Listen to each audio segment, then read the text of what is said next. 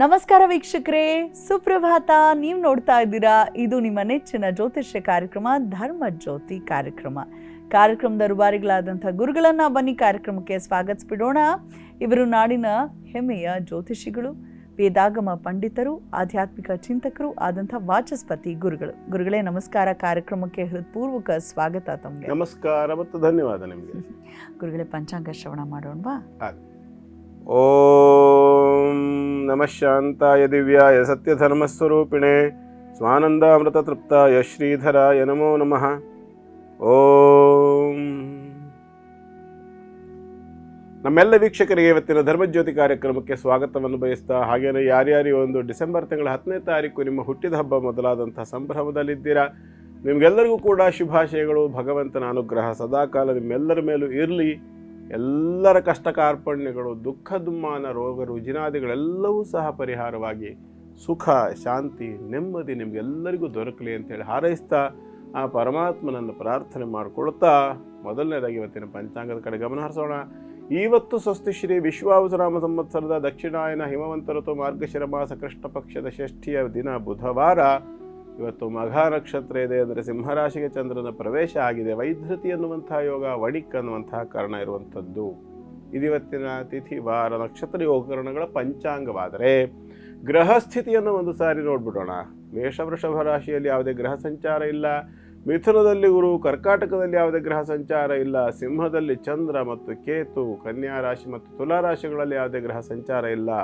ವೃಶ್ಚಿಕದಲ್ಲಿ ರವಿ, ಬುಧ, ಶುಕ್ರ, ಧನುರಾಶಿಯಲ್ಲಿ ಮಂಗಳ, ಮಕರ ರಾಶಿಯಲ್ಲಿ ಯಾವುದೇ ಗ್ರಹ ಸಂಚಾರ ಇಲ್ಲ. ಕುಂಭದಲ್ಲಿ ರಾಹು, ಮೀನ ರಾಶಿಯಲ್ಲಿರ್ತಕ್ಕಂಥದ್ದು ಶನೈಶ್ಚರ. ಇದು ಇವತ್ತಿನ ಗ್ರಹ ಸ್ಥಿತಿಯ ವಿಚಾರ. ಗುರುಗಳೇ, ಮೊದಲ ವಿಭಾಗ ಪ್ರಾರಂಭಿಸೋ ಸಮಯ. ವೀಕ್ಷಕರೇ, ಪ್ರಾರಂಭಿಸೋಣ ದಿನ ಭವಿಷ್ಯ ವಿಭಾಗವನ್ನ.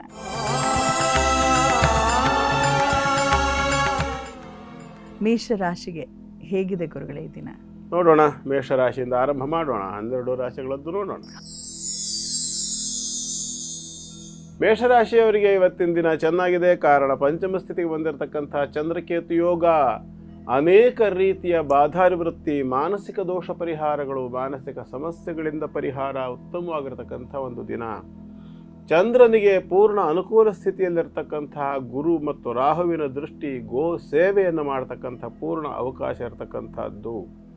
ವಿಶೇಷವಾಗಿ ಮಕ್ಕಳ ವಿದ್ಯಾಭ್ಯಾಸದಲ್ಲಿ ಸಮಸ್ಯೆಗಳಿದ್ದಲ್ಲಿ ಅದರ ಪರಿಹಾರ, ಉದ್ಯೋಗಕ್ಕಾಗಿ ಕಷ್ಟಪಡ್ತಾ ಇದ್ದಂತಹ ಮಕ್ಕಳಿಗೆ ಉದ್ಯೋಗ ಪ್ರಾಪ್ತಿಯಾಗ್ತಕ್ಕಂಥದ್ದು ಮೇಷರಾಶಿಯವರ ಸಂತತಿಗೆ. ಜೀವನೋಪಾಯಕ್ಕಾಗಿ ಮಾಡಬೇಕಾಗಿರ್ತಕ್ಕಂಥ ಕೆಲಸ ಕಾರ್ಯಗಳಲ್ಲೆಲ್ಲ ಯಶಸ್ಸು. ಮತ್ತು ರಾಶ್ಯಾಧಿಪತಿಯು ತ್ರಿಕೋಣದಲ್ಲಿ ಶುಭ ಸ್ಥಿತಿಯಲ್ಲಿರ್ತಕ್ಕಂಥದ್ದು ಬಹಳ ವಿಶಿಷ್ಟವಾಗಿರ್ತಕ್ಕಂಥ ಒಂದು ಚಂದ್ರ ಕೇತು ಮತ್ತು ಮಂಗಳರ ಯೋಗ. ಒಳ್ಳೆಯ ಒಂದು ಯೋಗ ಇದೆ ಇವತ್ತು ಮೇಷರಾಶಿಯವರಿಗೆ. ಹಾಗಾಗಿ ದಿನ ಚೆನ್ನಾಗಿದೆ, ಸಂತೋಷದಿಂದ ಜೀವನವನ್ನು ಮಾಡಬಹುದು. ಚಂದ್ರ ಮತ್ತು ಮಂಗಳ ಹಾಗೂ ಕೇತು ಒಟ್ಟಿಗೆ ಇರೋದರಿಂದ ಇವತ್ತು ಸುಬ್ರಹ್ಮಣ್ಯನ ಉಪಾಸನೆಯನ್ನು ಮಾಡಿಕೊಳ್ಳಿ, ಶುಭವಾಗಲಿ. ಮುಂದಿಂದು ವೃಷಭ ರಾಶಿ. ವೃಷಭ ರಾಶಿಯವರಿಗೆ ಇವತ್ತು ಭೂಮಿ ಸಂಬಂಧ ಸಮಸ್ಯೆಗಳಿದ್ದರೆ ಅದರಿಂದ ಪರಿಹಾರ ಪ್ರಾಪ್ತಿಯಾಗ್ತಕ್ಕಂಥದ್ದು. ಕೃಷಿ ವಾಣಿಜ್ಯ ಕ್ಷೇತ್ರಗಳಲ್ಲಿ ಏನಾದರೂ ತೊಂದರೆ ಇದ್ದರೆ ಅವೆಲ್ಲ ಪರಿಹಾರವಾಗ್ತಕ್ಕಂಥದ್ದು. ವಿಶೇಷವಾಗಿ ಚಂದ್ರ ನಿಮಗೆ ತೃತೀಯ ಸ್ಥಾನಾಧಿಪತಿ ಆಗಿರೋದ್ರಿಂದ ಮಾನಸಿಕವಾದ ಸಾಮರ್ಥ್ಯ ಪ್ರಾಪ್ತಿಯಾಗ್ತಕ್ಕಂಥದ್ದು. ಮತ್ತು ವೃಷಭ ರಾಶಿಯವರಿಗೆ ಅಷ್ಟಮದಲ್ಲಿರ್ತಕ್ಕಂಥ ಮಂಗಳ ಕಣ್ಣಿನ ಸಂಬಂಧ ಸ್ವಲ್ಪ ಮಟ್ಟಿನ ಸಮಸ್ಯೆಗಳು ಕಾಣಿಸಬಹುದು. ಮೈಗ್ರೇನ್ ಇತ್ಯಾದಿ, ತಲೆನೋವು ಇತ್ಯಾದಿಗಳು ಸಂಬಂಧಪಟ್ಟಂಥ ಸಮಸ್ಯೆ ಇದ್ದವರಿದ್ದರೆ, ಪಿತ್ತಜನಕಾಂಗದಲ್ಲಿ ಲಿವರ್ನಲ್ಲಿ ಏನಾದರೂ ಸಣ್ಣ ಪುಟ್ಟ ಸಮಸ್ಯೆಗಳಿರ್ತಕ್ಕಂಥವ್ರು ಕೆಲವರಿಗೆ, ವಿಶೇಷವಾಗಿ ವೃಷಭ ರಾಶಿಯ ಕೆಲವರಿಗೆ, ಅದರಲ್ಲೂ ಕೇತು ದಶೆ ಏನಾದರೂ ನಡೀತಿದ್ದಂತಹ ಸಂದರ್ಭದಲ್ಲಿ ಅಂಥವರಿಗೆ ಸ್ವಲ್ಪ ಮಟ್ಟಿಗೆ ಬಹಳ ವಿಶಿಷ್ಟವಾದಂಥ ರೀತಿಯಲ್ಲಿ, ಅಂದರೆ ಪಿತ್ತಜನಕಾಂಗದಲ್ಲಿ ಸ್ವಲ್ಪ ಮಟ್ಟಿನ ಕಲ್ಲಿನ ಅನುಭವ ಅಥವಾ ಅಜೀರ್ಣದ ಅನುಭವ ಅಥವಾ ಪಿತ್ತರಸ ವ್ಯತಿರಿಕ್ತವಾಗಿರ್ತಕ್ಕಂಥ ಫಲವನ್ನು ಕೊಡ್ತಕ್ಕಂಥದ್ದು, ಆರೋಗ್ಯದಲ್ಲಿ ವ್ಯತ್ಯಾಸವಾಗ್ತಕ್ಕಂಥದ್ದು, ಈ ಥರದ ಕೆಲವಷ್ಟು ಸಮಸ್ಯೆಗಳು ಕಾಣಿಸಬಹುದು. ಇದಕ್ಕೆ ಚಿಕಿತ್ಸೆ ಇತ್ಯಾದಿಗಳನ್ನು ಕೂಡ ಮಾಡಿಕೊಳ್ಬೇಕಾಗಿ ಬರುತ್ತೆ. ಮತ್ತು ರಾಶಿಗೆ ಶನೈಶ್ಚರನ ದೃಷ್ಟಿ ಇರೋದರಿಂದ ಸ್ವಲ್ಪ ಪೀಡೆ ಹೆಚ್ಚಾಗುವಂಥ ಸಾಧ್ಯತೆ, ಮೈಕೈ ನೋವು ಇತ್ಯಾದಿಗಳು ಕೂಡ ಕಾಣಿಸ್ಬೋದು. ಕೆಲವರಿಗೆ ಬ್ಯಾಕ್ ಪೇನ್ ಕೂಡ ಉಂಟಾಗ್ಬೋದು. ನೇರವಾಗಿ ಕುಳಿತು ಮೆಡಿಟೇಷನ್ ಮಾಡೋದರಿಂದ ಅದು ಖಂಡಿತವಾಗಿ ಪರಿಹಾರವಾಗುತ್ತೆ. ಎಲ್ಲದಕ್ಕೂ ಸರ್ಜರಿ ಆಪರೇಷನ್ಗಳನ್ನೇ ಮಾಡಿಸ್ಕೊಳ್ತಾ ಹೋಗ್ತಕ್ಕಂಥದ್ದು ಅಷ್ಟು ಉತ್ತಮವಾಗಿರ್ತಕ್ಕಂಥ ಪ್ರಯೋಗ ಕೂಡ ಅಲ್ಲ. ಹಾಗಾಗಿ ಯೋಚನೆಯನ್ನು ಮಾಡಿ, ಮತ್ತು ಪೂರ್ಣವಾಗಿರ್ತಕ್ಕಂಥ ಗುರುವಿನ ಬಲ ಅನುಗ್ರಹ ಅಂತಕ್ಕಂಥದ್ದು ಇರೋದರಿಂದ ಸುಬ್ರಹ್ಮಣ್ಯನ ಉಪಾಸನೆಯನ್ನು ಮಾಡಿಕೊಳ್ಳಿ. ಶುಭವಾಗಲಿ. ಮುಂದೆಂದು ಮಿಥುನ ರಾಶಿ. ಮಿಥುನ ರಾಶಿಯವರಿಗೆ ಇವತ್ತಿನ ದಿನ ತಕ್ಕ ಮಟ್ಟಿಗೆ ಉತ್ತಮವಾಗಿರತಕ್ಕಂತಹದ್ದು, ಮಾನಸಿಕ ಸಾಮರ್ಥ್ಯ ಹೆಚ್ಚಾಗ್ತಕ್ಕಂತಹದ್ದು, ವಿದ್ಯಾರ್ಥಿಗಳಿಗೆ ವಿದ್ಯೆಯಲ್ಲಿ ಪ್ರಗತಿ ಆಗ್ತಕ್ಕಂತಹದ್ದು, ಪರೀಕ್ಷೆಯ ಸಿದ್ಧತೆಗೆ ಬೇಕಾಗಿರ್ತಕ್ಕಂಥ ಸರ್ವ ರೀತಿಯ ಅನುಕೂಲಗಳು ಆಗ್ತಕ್ಕಂಥ ಪೂರ್ಣ ಲಕ್ಷಣ ಅಂತಕ್ಕಂಥದ್ದಿದೆ. ಸಪ್ತಮ ಭಾವದಲ್ಲಿ ಮಂಗಳ ಬಂದಿರೋದರಿಂದ ಮುಖ್ಯವಾಗಿ ಲಾಭಾಧಿಪತಿಯೂ ಷಷ್ಠಾಧಿಪತಿಯೂ ಆಗಿರ್ತಕ್ಕಂಥವನಾದ್ರಿಂದ ವ್ಯಾಪಾರ ವ್ಯವಹಾರಗಳಲ್ಲಿ ವಿಶೇಷವಾಗಿರತಕ್ಕಂಥ ಲಾಭವನ್ನು ಕೊಡ್ತಾನೆ. ಋಣಭಾರ ಪರಿಹಾರ ಮಾಡಿಕೊಳ್ಳಿಕ್ಕೆ, ಸಾಲದ ಬಾಧೆಯನ್ನು ಪರಿಹಾರ ಮಾಡಿಕೊಳ್ಳಿಕ್ಕೆ ಬೇಕಾಗಿರ್ತಕ್ಕಂಥ ಎಲ್ಲ ಅವಕಾಶಗಳನ್ನು ಕೊಡ್ತಾನೆ. ವ್ಯಾಪಾರ ವ್ಯವಹಾರಗಳಲ್ಲಿ ವಿರೋಧಿಗಳನ್ನು ಗೆಲ್ಲುವಂತಹ ಪೂರ್ಣ ಅವಕಾಶವನ್ನು ಕೂಡ ಮಂಗಳ ಸಪ್ತಮ ಸ್ಥಾನಕ್ಕೆ ಬಂದಾಗ ಕೊಡ್ತಾನೆ. ಆದರೆ ಮಿಥುನ ರಾಶಿಯವರಿಗೆ ಕರ್ಮಭಾವದಲ್ಲಿದ್ದಂತಹ ಶನಿ ವ್ಯಯಕ್ಕೆ ದೃಷ್ಟಿ ಕೊಡೋದ್ರಿಂದ ವಿಶೇಷವಾಗಿ ವ್ಯಾಪಾರ ಅನ್ನೋದಕ್ಕಿಂತ ಉದ್ಯೋಗದಲ್ಲಿ ಬೇರೆಯವರ ಕೈ ಕೆಳಗೆ ಕೆಲಸ ಮಾಡ್ತಕ್ಕಂಥವ್ರು, ಹಾರ್ಡ್ ವರ್ಕಿಂಗ್ ಮಾಡ್ತಕ್ಕಂಥವ್ರು, ಅಂದರೆ ಹಾರ್ಡ್ವೇರ್, ಕಬ್ಬಿಣ, ಪೈಂಟ್ ಇತ್ಯಾದಿಗಳಿಗೆ ಸಂಬಂಧಪಟ್ಟಿರ್ತಕ್ಕಂಥ ಏನು ಕೆಲಸಗಳನ್ನು ಮಾಡ್ತಾರೆ ಅಂಥವರಿಗೆ ಸ್ವಲ್ಪ ಮಟ್ಟಿನ ಸಮಸ್ಯೆ, ಆರ್ಥಿಕವಾಗಿ ಕೂಡ ಹಿನ್ನಡೆ ಆಗ್ತಕ್ಕಂಥ ಸ್ವಲ್ಪ ಲಕ್ಷಣ ಕಾಣುತ್ತೆ. ಧನಸ್ಥಾನಾಧಿಪತಿ ಕೇತುವಿನ ಜೊತೆಯಲ್ಲಿರೋದರಿಂದ ಮುಖ್ಯವಾಗಿ ಗಣಪತಿಯ ಉಪಾಸನೆ ಶ್ರೇಷ್ಠ. ಮುಂದಿಂದು ಕರ್ಕಾಟಕ ರಾಶಿ. ಕರ್ಕಾಟಕ ರಾಶಿಯವರಿಗೆ ಇವತ್ತಿನ ದಿನ ಅತ್ಯುತ್ತಮವಾಗಿರತಕ್ಕಂಥ ಫಲಗಳನ್ನು ನಿರೀಕ್ಷೆ ಮಾಡುವ ಅವಕಾಶ ಇದೆ. ಷಷ್ಠಾಧಿಪತಿ ವ್ಯಯದಲ್ಲಿರೋದರಿಂದ, ಮಂಗಳನ ದೃಷ್ಟಿಯನ್ನು ಹೊಂದೋದ್ರಿಂದ ಸತ್ಕಾರ್ಯಗಳನ್ನು ಮಾಡಿಕೊಂಡು ಬಾಧಾ ನಿವೃತ್ತಿ ಮಾಡಿಕೊಳ್ತಕ್ಕಂಥ ಅವಕಾಶ. ಗುರುವಿನ ದೃಷ್ಟಿ ಮಂಗಳನಿಗಿದೆ. 6ನೇ ರಾಶಿಯಲ್ಲಿ ಮಂಗಳ ಇದ್ದರೆ ಶತ್ರುಗಳ ಬಾಧೆಯನ್ನು ನಿವೃತ್ತಿ ಮಾಡ್ತಾನೆ, ರೋಗ ರುಜಿನಾದಿ ಬಾಧೆಗಳನ್ನು ನಿವೃತ್ತಿ ಮಾಡ್ತಾನೆ ಅಂತ ಹೇಳುತ್ತೆ. ಮುಖ್ಯವಾಗಿ ಆಪರೇಷನ್ ಇತ್ಯಾದಿಗಳು ಆಗಿದ್ದು, ಪೋಸ್ಟ್ ಸರ್ಜಿಕಲ್ ಸಮಸ್ಯೆಗಳೇನಾದರೂ ಇದ್ದರೆ ಅದರಲ್ಲಿ ನಿವೃತ್ತಿಯನ್ನು ಕೊಡ್ತಾನೆ. ಪಂಚಮಾಧಿಪತಿ ಕೂಡ ಆಗಿರೋದರಿಂದ ಸತ್ಕಾರ್ಯಗಳಿಗೆ ಮನಸ್ಸು ಬರ್ತಕ್ಕಂಥದ್ದು ಹೆಚ್ಚು, ವಿಶೇಷವಾಗಿ ಲಾಭಗಳನ್ನು ನೋಡ್ತಕ್ಕಂಥದ್ದು. ಅಂದರೆ ದೈವ ಬಲವನ್ನು ಹೊಂದಲಿಕ್ಕೆ ಬೇಕಾಗಿರ್ತಕ್ಕಂಥ ಸತ್ಕಾರ್ಯಗಳನ್ನು ಮಾಡಲಿಕ್ಕೆ ಕರ್ಕಾಟಕ ರಾಶಿಯವರಿಗೆ ಬಹಳ ಮುಕ್ತವಾಗಿರ್ತಕ್ಕಂಥ ಒಂದು ಅವಕಾಶ ಇರುವಂತೆ ಕಾಣಿಸುತ್ತೆ. ಹಾಗಾಗಿ ಇವತ್ತು ಕರ್ಕಾಟಕ ರಾಶಿಯವರಿಗೆ ಚೆನ್ನಾಗಿದೆ. ಧನಸ್ಥಿತಿ ಕೂಡ ಉತ್ತಮವಾಗಿರೋದ್ರಿಂದ ಹೆಚ್ಚು ಚಿಂತೆ ಮಾಡಬೇಕಾದಂಥ ಅನಿವಾರ್ಯತೆ ಕಾಣಿಸುವುದಿಲ್ಲ. ಮುಖ್ಯವಾಗಿ ಇವತ್ತು ಚಂದ್ರಕೇತು ಯೋಗ ದ್ವಿತೀಯ ರಾಶಿಯಲ್ಲಿರೋದ್ರಿಂದ ನೀವು ಕೂಡ ಮಹಾಗಣಪತಿಯನ್ನು ಉಪಾಸನೆ ಮಾಡಿಕೊಳ್ಳಿ. ಶುಭವಾಗಲಿ. ಗುರುಗಳೇ, ಬುಧವಾರ ಇವತ್ತು ಯಾವ ವಿಶೇಷವಾದ ಕ್ಷೇತ್ರದ ಬಗ್ಗೆ ತಿಳಿಸ್ತಾ ಇದ್ದೀರಾ? ಯಾವ ವಿಶೇಷವಾದ ಕ್ಷೇತ್ರ ಅಂತಂದ್ರೆ ಈ ಕ್ಷೇತ್ರಕ್ಕೆ ಬಹಳ ಅದ್ಭುತವಾದ ಒಂದು ಹಿನ್ನೆಲೆ ಇದೆ. ಒಂದು ಕಾಲದಲ್ಲಿ ಸುಮಾರು 100-120 ವರ್ಷಗಳ ಹಿಂದೆ ಇವತ್ತಿನ ಚಿತ್ರದುರ್ಗ ಪ್ರಾಂತ್ಯದಲ್ಲಿ ಹೊಳಲ್ಕೆರೆಯಿಂದ ಚಿತ್ರದುರ್ಗಕ್ಕೆ ಹೋಗುವಂತಹ ಮಾರ್ಗ ಮಧ್ಯದಲ್ಲಿ ಕೆಲವು ಅಲೆಮಾರಿ ಜನಾಂಗದವರು ಬೀಡು ಬಿಟ್ಟಿದ್ದಂತಹ ಒಂದು ಕಾಲ. ವಿಶೇಷವಾಗಿ ಕುರಿಗಳನ್ನು ಸಾಕ್ತಾ ಇದ್ದಂಥವರು. ಅವರಲ್ಲಿ ಇದ್ದಂತಹ ಒಬ್ಬ ವ್ಯಕ್ತಿಗೆ ಸುಮಾರು ಒಂದು 40 ವರ್ಷ ಪ್ರಾಯ. ಆ ಪ್ರಾಯದ ಆ ವ್ಯಕ್ತಿಗೆ ಬಹಳ ದಿನಗಳಿಂದ ಕೇಳಿ ಗೊತ್ತಿತ್ತು ತಿರುಪತಿ ವೆಂಕಟರಮಣ ಅಂತ. ಆತನಿಗೆ ತಿರುಪತಿಗೆ ಹೋಗಬೇಕು, ವೆಂಕಟರಮಣನ ದರ್ಶನ ಮಾಡಬೇಕು ಅನ್ನುವಂಥದ್ದು ಬಹಳ ದೊಡ್ಡ ಆಸೆ. ಆದ್ರೇನು ಮಾಡೋದು, ಅದಕ್ಕೆ ಬೇಕಾಗಿರ್ತಕ್ಕಂಥ ಅವಕಾಶವೇ ಬರ್ತಾ ಇಲ್ಲ. ಹೀಗೆ ಚಿಂತೆ ಮಾಡ್ತಾ ಕೂಡ್ತಿದ್ದಂಥ ಒಂದು ಸಂದರ್ಭ ಆ ಪ್ರಾಂತ್ಯದಲ್ಲಿ. ಹಿಂದೆಲ್ಲ ನಮಗೆ ಗೊತ್ತು, ಈಗಾದರೂ ಸ್ವಲ್ಪ ಹಸಿರನ್ನು ನೋಡ್ಬೋದು. ಹಿಂದೆಲ್ಲ ಪೂರ್ಣ ಒಂಥರ ಬಯಲುಸೀಮೆ ಹೇಗಪ್ಪ ಅಂತಂದ್ರೆ ಒಂದು ಥರ ಕಲ್ಲಿನ ನಾಡು, ಬಹಳ ಸೆಕೆ ಆಗ್ತಕ್ಕಂಥ ಒಂದು ನಾಡು. ಕಾರಣ ಕಲ್ಲಿನ ಕೋಟೆ ಚಿತ್ರದುರ್ಗ ಅಲ್ವಾ. ಆ ಚಿತ್ರದುರ್ಗದಿಂದ ಸರಿ ಸುಮಾರು 8-10 ಕಿಲೋಮೀಟರ್ ದೂರದಲ್ಲಿ ಒಂದು ಕಡೆಯಲ್ಲಿ ಬೀಡು ಬಿಟ್ಟಿದ್ರು ಅವರು, ಅಲೆಮಾರಿ ಜನಾಂಗದವರು. ಆ ನಂತರದಲ್ಲಿ ಏನಾಯ್ತು, ಆ ಊರಿನಲ್ಲಿ ಒಬ್ಬರು ಬಾಬಾಜಿ ಇದ್ರು. ಬಾಬಾ ಅಂತಂದ್ರೆ ಸ್ವಲ್ಪ ವಯಸ್ಸಾಗಿರ್ತಕ್ಕಂಥ ಒಬ್ಬ ವ್ಯಕ್ತಿ. ಅವರು ಮಹಾನ್ ಭಕ್ತರು, ತಿರುಪತಿ ವೆಂಕಟರಮಣನ ಮಹಾನ್ ಭಕ್ತರು. ಅವರಿಗೆ ತಿರುಪತಿಯ ಒಂದು ಓಡಾಟದ ಅನುಭವ ತುಂಬಾ ಚೆನ್ನಾಗಿತ್ತು. ಈತನಿಗೆ ವಿಷಯ ಗೊತ್ತಾಯಿತು, ಹೋದ. ನನಗೆ ಹೀಗೆ ತಿರುಪತಿಗೆ ಹೋಗಬೇಕು, ವೆಂಕಟರಮಣನ ದರ್ಶನ ಮಾಡಬೇಕು ಅಂತ ಬಹಳ ಆಸೆ ಇದೆ. ತಾವು ದಯಮಾಡಿ ನನಗೆ ಅವನ ಒಂದು ದರ್ಶನ ಆಗುವಂತೆ ಅನುಗ್ರಹ ಮಾಡಿ ಅಂತ ಕೇಳ್ಕೊಳ್ತಾನೆ. ಆವಾಗ ಬಾಬಾಜಿ ಹೇಳ್ತಾರೆ, ನೋಡಪ್ಪ, ನಾನೇನೋ ಇಷ್ಟು ವರ್ಷ ಪ್ರತಿ ವರ್ಷ ತಪ್ಪದೇ ಹೋಗಿ ಅವನ ದರ್ಶನ, ಅಂದ್ರೆ ಕಾಲ್ನಡಿಗೆಯಲ್ಲಿ ಹೋಗ್ತಿದ್ರು ಅಂತ. ಯೋಚನೆ ಮಾಡಬೇಕು ನಾವು, ಚಿತ್ರದುರ್ಗದಿಂದ ತಿರುಪತಿವರೆಗೆ ಅವರು ಕಾಲ್ನಡಿಗೆಯಲ್ಲಿ ಹೋಗಿ ಅಲ್ಲಿ ಅವನ ದರ್ಶನ ಮಾಡಿಕೊಂಡು ಬರ್ತಿದ್ರು. ಅಂಥ ಮಹಾತ್ಮರು ಪ್ರತಿ ವರ್ಷದಲ್ಲಿ ಒಂದು ಬಾರಿ ಅಂತೂ ಖಂಡಿತವಾಗಿ ಹೋಗ್ತಿದ್ರು.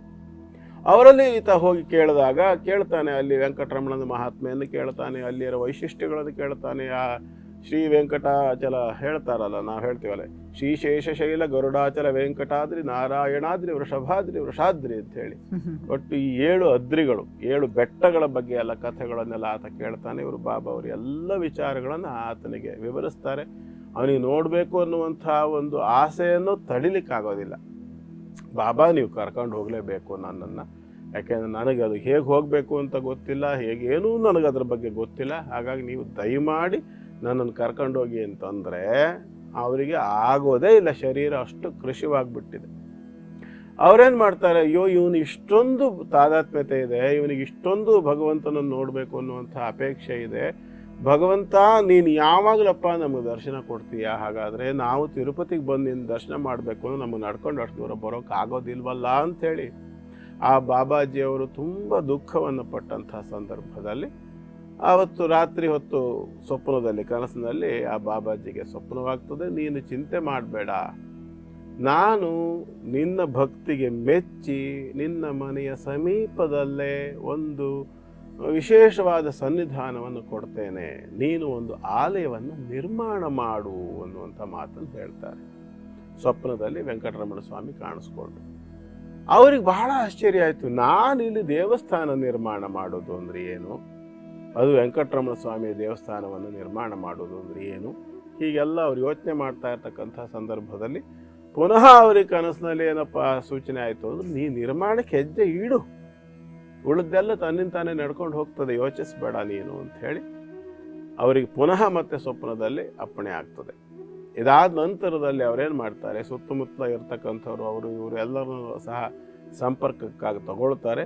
ತಗೊಂಡಾದ ನಂತರದಲ್ಲಿ ಅಲ್ಲಿ ಒಂದು ಆಲಯವನ್ನು ನಿರ್ಮಾಣ ಮಾಡಬೇಕು ಅಂಥೇಳಿ 1910ನೇ ಇಸ್ವಿ, ಈ 1910-11ನೇ ಇಸ್ವಿಯ ಸುಮಾರಿಗೆ ಅವರು ಆ ಒಂದು ಆಲಯ ನಿರ್ಮಾಣದ ವ್ಯವಸ್ಥೆಯನ್ನು ಆರಂಭ ಮಾಡ್ತಾರೆ.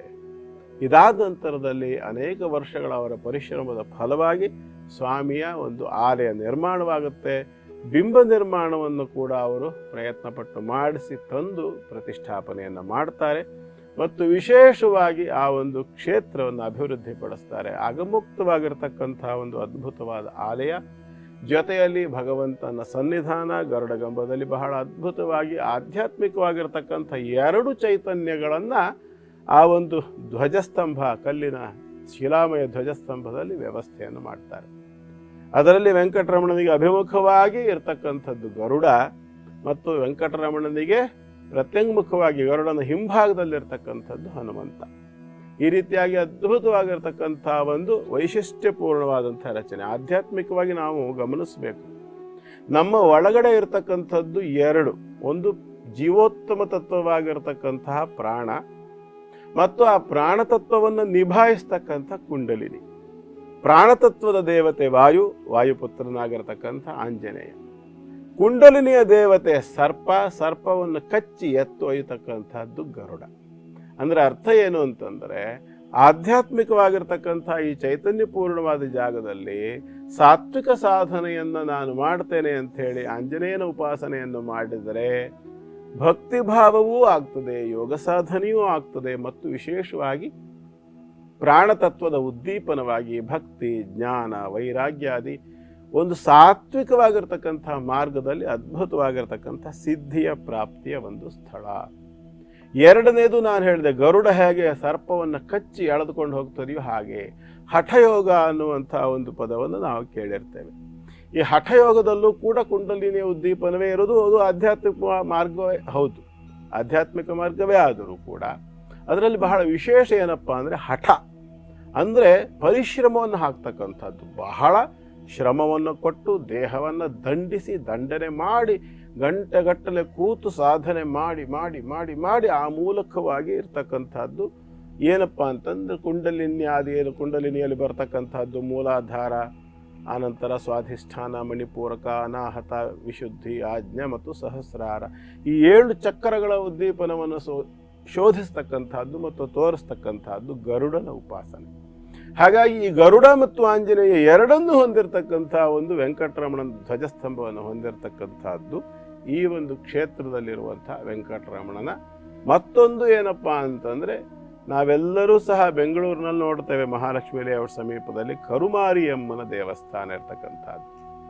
ಆ ಕರುಮಾರಿಯಮ್ಮ ಕೂಡ ಆ ನಂತರದಲ್ಲಿ ಅಲ್ಲಿ ಬಂದು ನೆಲೆಸಿದಳು ಅಂತಕ್ಕಂಥದ್ದು. ಅವರ ಭಕ್ತಿಗೆ ಪರವಶಳಾಗಿರ್ತಕ್ಕಂಥ ಆಕೆ ವೆಂಕಟರಮಣ ಸ್ವಾಮಿಯನ್ನು ತನ್ನ ಅಣ್ಣ ಅಂತ ಕರೀತಾಳೆ. ತಾನು ವೆಂಕಟರಮಣ ಸ್ವಾಮಿಯ ತಂಗಿ ಅಂತ. ಹಾಗಾಗಿ ಅಣ್ಣನ ಸೇವೆ ಇಲ್ಲಿ ಅದ್ಭುತವಾಗಿ ನಡೆಸ್ತಾ ಇರ್ತಕ್ಕಂಥ ಬಾಬಾ ಅವರನ್ನು ನೋಡ್ತಾಳೆ. ಆಕೆಗೆ ಕೂಡ ಕರುಮಾರಿಯಮ್ಮ ದೇವಿಗೆ ಕೂಡ ಅಲ್ಲಿ ಸನ್ನಿಧಾನವನ್ನು ಕೊಡಬೇಕು ಅಂತಕ್ಕಂಥ ಅಪೇಕ್ಷೆ ಉಂಟಾಗುತ್ತೆ. ಆ ನಂತರದಲ್ಲಿ ಅಲ್ಲಿ ಕರುಮಾರಿಯಮ್ಮ ದೇವಿಯ ಸನ್ನಿಧಾನ ಕೂಡ ಆ ನಂತರದಲ್ಲಿ ಪ್ರಾಪ್ತಿಯಾಗುತ್ತೆ. ಅದ್ಭುತವಾಗಿರ್ತಕ್ಕಂತಹ ಒಂದು ಕ್ಷೇತ್ರ ವೆಂಕಟರಮಣ ಸ್ವಾಮಿಯ ಸನ್ನಿಧಾನ. ವಿಶೇಷವಾಗಿ ಆ ಬಾಬಾಜಿಯವರು ಅವರು ಯಾತ್ರೆಗೆ ಹೋಗಿದ್ದಂಥ ಸಂದರ್ಭ, ಸಂಪೂರ್ಣ ಉತ್ತರ ಭಾರತ ಯಾತ್ರೆಯನ್ನು ಮಾಡ್ಕೊಂಡು ಬರ್ತಾರೆ. ಕಾಲ್ನಡಿಗೆಯಲ್ಲಿ ನೇಪಾಳಕ್ಕೆ ಕೂಡ ಹೋಗಿರ್ತಾರೆ ಅವರು 1900ರ ದಶಕದಲ್ಲಿ. ಆ ಸಂದರ್ಭದಲ್ಲಿ ನೇಪಾಳಕ್ಕೆ ಕಾಲ್ನಡಿಗೆಯಲ್ಲಿ ಹೋದಂತಹ ಸಂದರ್ಭದಲ್ಲಿ ಗಂಡಕಿ ನದಿಯಲ್ಲಿ ಅವರು ಏನು ಮಾಡ್ತಾರೆ ಅಂತಂದರೆ 108 ಸಾಲಿಗ್ರಾಮಗಳನ್ನ ಗಂಡಕಿ ನದಿಯಲ್ಲಿ ಅವರು 108 ಸಾಲಿಗ್ರಾಮಗಳನ್ನು ತಗೊಂಡು ಬರ್ತಾರೆ. ಹಾಗೆ ತಗೊಂಡು ಬಂದಿರತಕ್ಕಂತಹ 108 ಸಾಲಿಗ್ರಾಮಗಳಲ್ಲಿ ವಿಶೇಷವಾಗಿ ಅವ್ರೇನು ಮಾಡ್ತಾರೆ ಅಂತಂದರೆ 64 ಯೋಗಿನಿ ಸ್ವರೂಪಕ್ಕೋಸ್ಕರವಾಗಿ 64 ಸಾಲಿಗ್ರಾಮಗಳು, ಅಷ್ಟಲಕ್ಷ್ಮಿ ಸ್ವರೂಪವಾಗಿ 72 ಸಾಲಿಗ್ರಾಮಗಳನ್ನು ಇಟ್ಟು ಅದರ ಮೇಲೆ ವೆಂಕಟರಮಣ ಸ್ವಾಮಿಯನ್ನು ಪ್ರತಿಷ್ಠೆ ಮಾಡಿದ್ದಲ್ಲದೆ ಆ ನಂತರದಲ್ಲಿ ಬಾಕಿ ಉಳಿದಿರ್ತಕ್ಕಂತಹ ಸಾಲಿಗ್ರಾಮಗಳು, ಬಾಕಿ ಉಳಿದಿದ್ದೆಷ್ಟವಾಗ 72, 28, 8, 36 ಎಷ್ಟಿದೆ ನೋಡಿ ತತ್ವಗಳು. ಷಟ್ತ್ರಿಂಶ ತತ್ವ ಅಂತ ಹೇಳ್ತಾರೆ. 36 ಅಂದರೆ ಪ್ರತಿಯೊಂದು ತತ್ವಗಳಿರ್ತಕ್ಕಂಥದ್ದು 36. ಅದು ಸ್ತ್ರೀ ತತ್ವಕ್ಕೆ 36, ಪುರುಷ ತತ್ವಕ್ಕೆ 36 ಸಂಬಂಧಪಟ್ಟು 72 ಸಾಲಿಗ್ರಾಮಗಳ ಮೇಲೆ ಬಿಂಬವಾಗಿ ವೆಂಕಟರಮಣ ಸ್ವಾಮಿಯ ಪ್ರತಿಷ್ಠೆ ಮತ್ತು ಹೊರಭಾಗದಲ್ಲಿ ಜೀವತತ್ವಕ್ಕೆ ಬೇಕಾಗಿರತಕ್ಕಂಥ 36 ತತ್ವರೂಪಗಳನ್ನು ಸಂಬಂಧಪಟ್ಟಿರ್ತಕ್ಕಂಥದ್ದು ಹೊರಗಡೆ ಪೂಜೆಗೆ ಇಟ್ಕೊಂಡಿರ್ತಕ್ಕಂಥ 36 ಸಾಲಿಗ್ರಾಮಗಳು. ಇದೇ 36 ಸಾಲಿಗ್ರಾಮಗಳು ಮತ್ತು ಅಲ್ಲಿರ್ತಕ್ಕಂಥ ವೆಂಕಟರಮಣ ಸ್ವಾಮಿಗೆ ಪೂಜೆ, ಅಭಿಷೇಕ ಇತ್ಯಾದಿಗಳನ್ನೆಲ್ಲ ಮಾಡಿಕೊಡ್ತಕ್ಕಂಥದ್ದು. ಬಹಳ ಅದ್ಭುತವಾಗಿರ್ತಕ್ಕಂಥ ಶಕ್ತಿಶಾಲಿ ಆಗಿರ್ತಕ್ಕಂಥ ಸನ್ನಿಧಾನ ಕೊಟ್ಟಿರ್ತಕ್ಕಂಥ ಈ ಕ್ಷೇತ್ರ ಇರೋದು ಚಿತ್ರದುರ್ಗದಿಂದ ಹೊಳಲ್ಕೆರೆ ಮಾರ್ಗದಲ್ಲಿ ಹೋಗುವಾಗ, ಚಿತ್ರದುರ್ಗದಿಂದ ಸುಮಾರು 8-10 ಕಿಲೋಮೀಟರ್ ದೂರ ಹೋದಾಗ ದೇವಪುರದ ಹಟ್ಟಿ, ಊರಿನ ಹೆಸರು ನೋಡಿ ದೇವಪುರ. ಈ ದೇವಪುರದ ಹಟ್ಟಿಯಲ್ಲಿ ಇರತಕ್ಕಂತಹ ಶ್ರೀನಿವಾಸ ಅಥವಾ ವೆಂಕಟರಮಣ ಸ್ವಾಮಿಯ ಸನ್ನಿಧಿ ಅಂತಕ್ಕಂಥದ್ದು ಇವತ್ತಿನ ಪುಣ್ಯಕ್ಷೇತ್ರ ಮತ್ತು ಕ್ಷೇತ್ರ ಮಹಿಮೆ ವಿಭಾಗದ ಒಂದು ಸನ್ನಿಧಾನ. ಗುರುಗಳೇ, ನಿನ್ನೆ ಕಾರ್ಯಕ್ರಮದಲ್ಲಿ ತಾವು ದೃಷ್ಟಿ ಬೊಂಬೆ ಬಗ್ಗೆ ಹೇಳುವಾಗ ಪ್ರಭಾವಳಿಯಲ್ಲಿ ಇರುವಂತಹದ್ರ ಬಗ್ಗೆ ನಾನು ನಾಳೆ ಹೇಳ್ತೇನೆ ಅಂತ ಹೇಳಿದ್ರು. ಎಲ್ಲರಿಗೂ ಗೊತ್ತು ಅದನ್ನ ಕೀರ್ತಿ ಮುಖ ಅಂತ ಹೇಳ್ತಾರೆ ಅಂತ. ಆದ್ರೆ ಅದರ ಹಿನ್ನೆಲೆ ಏನು? ಪ್ರತಿ ದೇವಸ್ಥಾನದಲ್ಲೂ ಸೇಮ್ ಅದೇ ರೀತಿ ಪ್ರಭಾವಳಿ ಇರುತ್ತೆ. ಅದು ಗಂಡು ದೇವರಾಗಿರ್ಲಿ ಹೆಣ್ಣು ದೇವರಾಗಿರ್ಲಿ, ಎಲ್ಲಾ ದೇವರುಗಳ ಪ್ರಭಾವಳಿ ಮೇಲೆ ಯಾರೋ ಬಾಯಿ ಮಾಡ್ಕೊಂಡು ತಿಂತಿರೋ ತರ ಸಿಂಹ ಮುಖವಾಗಿ ಇರುವಂತದ್ದನ್ನ ನಾವು ಕಾಣ್ತೀವಿ. ಏನದ್ರ ಹಿನ್ನೆಲೆ ಗುರುಗಳೇ? ತುಂಬಾ ದೊಡ್ಡ ಕಥೆ ಅದು, ಬಹಳ ದೊಡ್ಡದಾಗಿದೆ ಕಥೆ. ಸಮಯದ ಅಭಾವ ಇರೋದು, ಶಾರ್ಟ್ ಮಾಡಿ ಹೇಳ್ತೀರಾ? ಶಾರ್ಟ್ ಮಾಡಕ್ ಸಾಧ್ಯನೋ ಅಷ್ಟು ಶಾರ್ಟ್ ಮಾಡ್ತೀನಿ. ಸರಿ. ಅದು ಕೀರ್ತಿ ಮುಖ ಅಂದ್ರೆ ಒಬ್ಬ ದೊಡ್ಡ ರಾಕ್ಷಸ. ಆ ರಾಕ್ಷಸನನ್ನ ಈಶ್ವರ ಸೃಷ್ಟಿ ಮಾಡ್ತಾನೆ, ಶಿವ. ಯಾಕಾಗಿ ಅಂತಂದ್ರೆ ಜಲಂಧರನ ದೂತನಾಗಿ ಬಂದಿದ್ದಂಥ ರಾಹುವನ್ನ ಕೊಲ್ಲಲಿಕ್ಕಾಗಿ.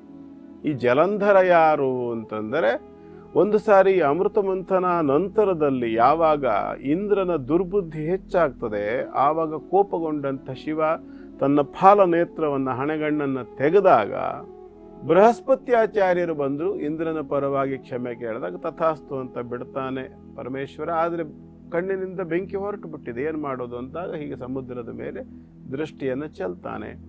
ಆ ದೃಷ್ಟಿಪಾತದಿಂದಾಗಿ, ಆ ಬೆಂಕಿಯಿಂದಾಗಿ ಸಮುದ್ರದ ಒಳಗಡೆ ಅಲ್ಲೋಲ ಕಲ್ಲೋಲವಾಗ್ತದೆ. ಅಗ್ನಿ ಪರ್ವತ ಸಿಡಿದಂತಹ ಒಂದು ಸ್ಥಿತಿ ಆಗುತ್ತೆ.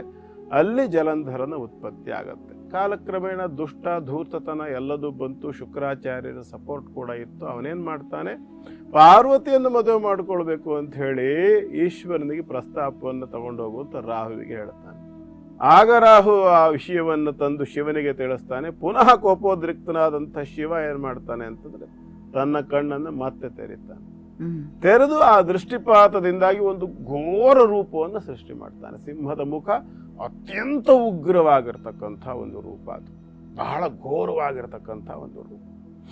ಅದನ್ನು ಸೃಷ್ಟಿ ಮಾಡಿ ರಾಹುವನ್ನು ತಿನ್ನು ಅಂತಾನೆ. ಪುನಃ ರಾಹು ಮತ್ತೆ ಅಲ್ಲಿ ಕ್ಷಮೆಯನ್ನು ಕೇಳ್ತಾನೆ. ಶುಕ್ರಾಚಾರ್ಯರು ರಾಹು ಎರಡೂ ಜನ ಕೂಡ ಪರಮೇಶ್ವರನ ಕಾಲಿಗೆ ಬಿದ್ದು ಕ್ಷಮಾಯಾಚನೆಯನ್ನು ಮಾಡಿಕೊಂಡಾಗ ತಥಾಸ್ತು ಅಂತ ಹೇಳಿ ಅವರನ್ನು ಕ್ಷಮಿಸಿ ಕಳಿಸಿ ಕೊಟ್ಟ ನಂತರದಲ್ಲಿ ಆ ಒಂದು ಸ್ವರೂಪ ಘೋರ ರೂಪ ಶಿವನನ್ನು ಪ್ರಶ್ನೆ ಮಾಡುತ್ತೆ.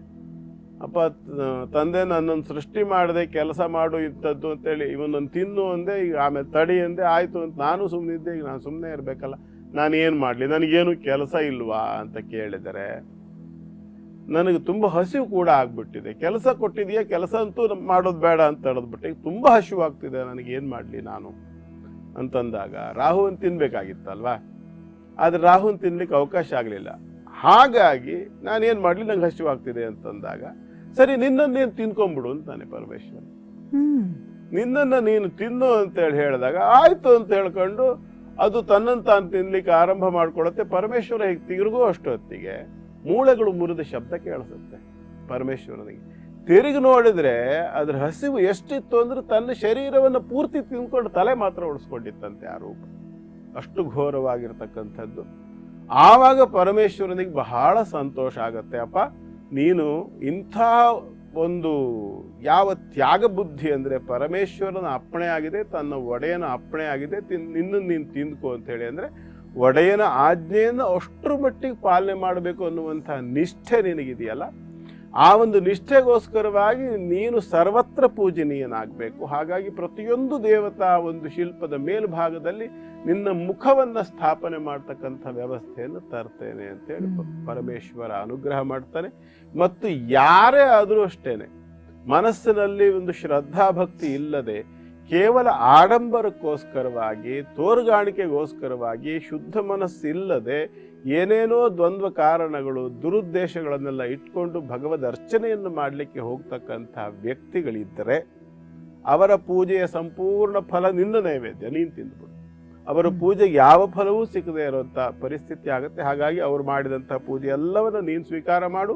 ಅವರಿಟ್ಟ ನೈವೇದ್ಯವನ್ನು ಬೇರೆ ಯಾವುದೇ ದೇವತಾ ಶಕ್ತಿಗಳು ಸ್ವೀಕಾರ ಮಾಡೋದಿಲ್ಲ. ಬದಲಾಗಿ ಅದೆಲ್ಲವನ್ನು ನೀನು ತಿಂದು ಹಾಕುವುದರ ಜೊತೆಯಲ್ಲಿ ಕ್ರಮೇಣ ಅವರಲ್ಲಿರ್ತಕ್ಕಂಥ ಅಜ್ಞಾನ, ಅವಿವೇಕ, ಆಡಂಬರ, ಆ ದುರ್ಬುದ್ಧಿ, ದುರ್ವ್ಯಸನಾದಿಗಳನ್ನೆಲ್ಲವನ್ನು ಕೂಡ ತಿಂದು ನೀನು ಅವರನ್ನು ಶುದ್ಧರನ್ನಾಗಿಯೂ ಪೂತರನ್ನಾಗಿಯೂ ಮಾಡು ಅಂತ ಹೇಳೋ ಮಾತನ್ನ, ಈ ಒಂದು ಮಾತನ್ನು ಪರಮೇಶ್ವರ ತಿಳಿಸ್ತಾನೆ. ಹಾಗಾಗಿ ಅವನಿಗೆ ಆ ಕೀರ್ತಿ ಮುಖ ಅನ್ನುವಂತಹ ರೂಪ ಬಂತು.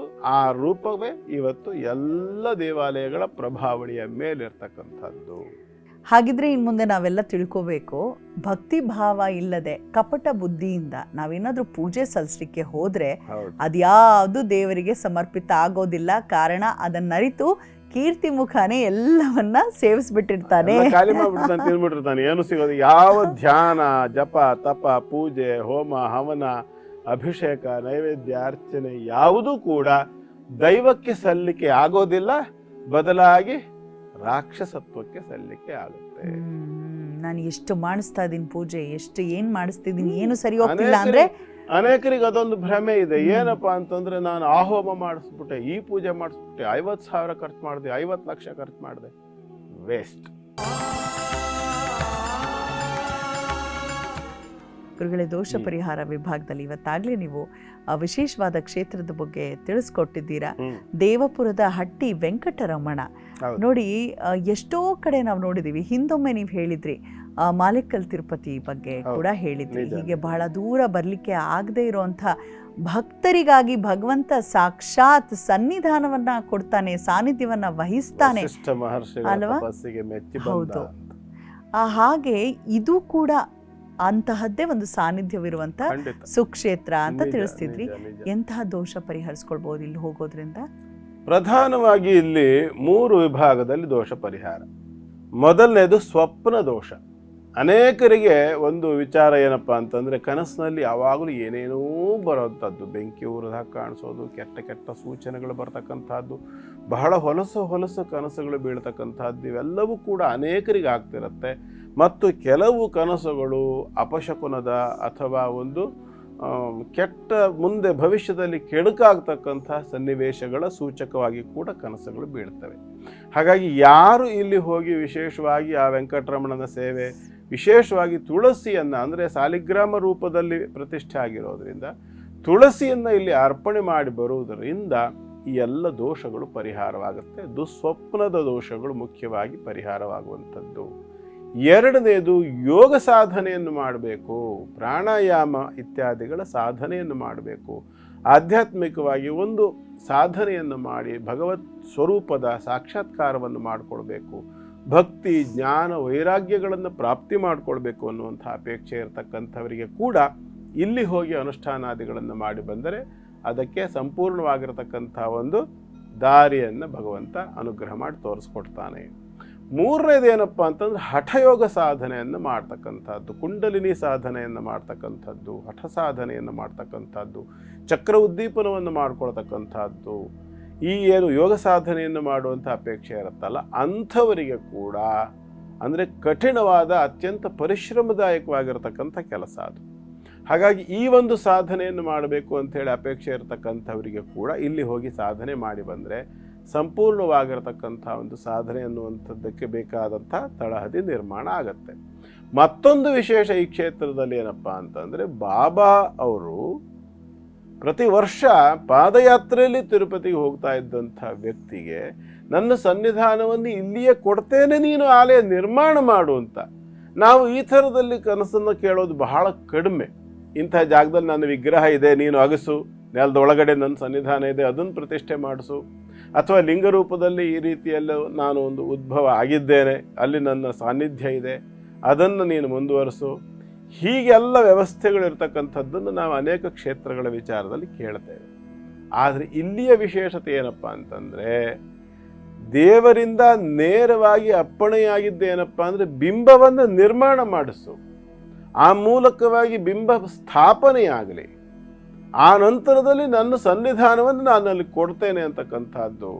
ಆನಂತರ ನೀನು ಯಾತ್ರೆಗೆ ಹೋದಂಥ ಸಂದರ್ಭದಲ್ಲಿ ಅಲ್ಲಿಂದ ಸಂಪಾದನೆ ಮಾಡಿ ಬಂದಿರತಕ್ಕಂಥ ನನ್ನ ಸ್ವರೂಪವನ್ನು, ಸಾಲಿಗ್ರಾಮ ರೂಪವನ್ನು ನೆಲದಲ್ಲಿ ಸ್ಥಾಪನೆ ಮಾಡಿ ಅದರ ಮೇಲೆ ಬಿಂಬವನ್ನು ಇಡಿಸು.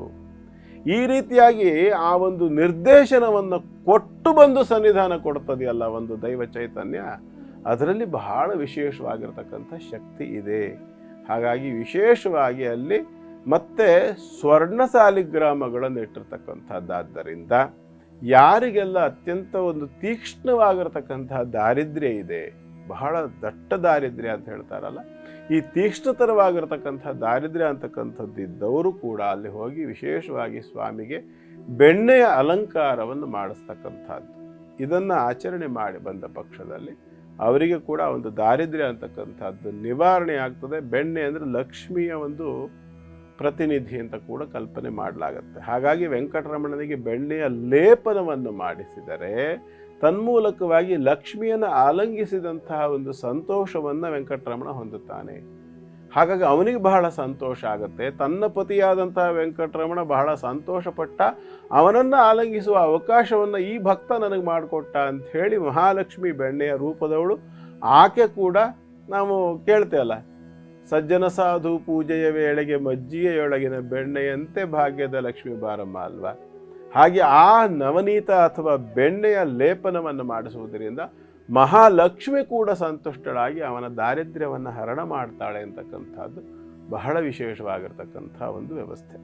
ಇದನ್ನು ಆಚರಣೆ ಮಾಡಿ ಅಲ್ಲಿ ಅವನ ಅನುಗ್ರಹವನ್ನು ಪಡ್ಕೊಂಡ್ರೆ ಈ ಎಲ್ಲ ವಿಭಾಗದ ದೋಷಗಳು ಪರಿಹಾರ ಆಗುತ್ತೆ.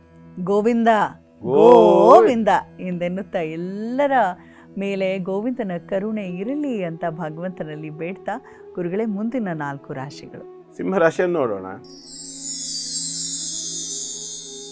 ಸಿಂಹರಾಶಿಯವರಿಗೆ ಇವತ್ತಿನ ದಿನ ಚೆನ್ನಾಗಿದೆ. ರಾಶಿಗೆ ಪ್ರವೇಶವಾಗಿರ್ತಕ್ಕಂತಹ ಚಂದ್ರ, ರಾಶಿಯಲ್ಲಿ ಕೇತು ಕೂಡ ಇದ್ದಾನೆ. ಯತ್ನ ಕಾರ್ಯಗಳಲ್ಲಿ ಯಶಸ್ಸಾಗ್ತಕ್ಕಂಥದ್ದು, ರೋಗಾದಿ ಬಾಧೆ ಇದ್ದರೆ ಔಷಧೋಪಚಾರಗಳು ನಡೀತಾ ಇದ್ದಂಥ ಪಕ್ಷದಲ್ಲಿ ಅವುಗಳಲ್ಲಿ ಸಾಕಷ್ಟು ಅನುಕೂಲವಾಗ್ತಕ್ಕಂಥದ್ದು, ಔಷಧೋಪಚಾರಗಳು ಕೆಲಸ ಮಾಡಿ ಒಳ್ಳೆಯ ರೀತಿಯಲ್ಲಿ ಆರೋಗ್ಯ ವೃದ್ಧಿ ಆಗ್ತಕ್ಕಂಥ ಪೂರ್ಣ ಅವಕಾಶ ಕಾಣಿಸುತ್ತೆ. 11ನೇ ಮನೆಯಲ್ಲಿ ಪಂಚಮಾಧಿಪತಿ ಇರೋದರಿಂದ ಮಕ್ಕಳ ಭವಿಷ್ಯದ ವಿಚಾರದಲ್ಲಿ ಕೂಡ ಸಾಕಷ್ಟು ಅನುಕೂಲ. ಮತ್ತು ತ್ರಿಕೋಣ ಭಾವದಲ್ಲಿ ಇದು ಬಹಳ ಮುಖ್ಯವಾದ ಸ್ಥಾನ ಸ್ಥಿತಿ. ಇದು ತ್ರಿಕೋಣ ಭಾವ ಅಂದರೆ 5 ಮತ್ತು 9ನೇ ರಾಶಿಯಲ್ಲಿ ಇರ್ತಕ್ಕಂಥದ್ದು ಮಂಗಳನ, ಚಂದ್ರ ಮತ್ತು ಕೇತುಗಳ ಸ್ಥಿತಿ.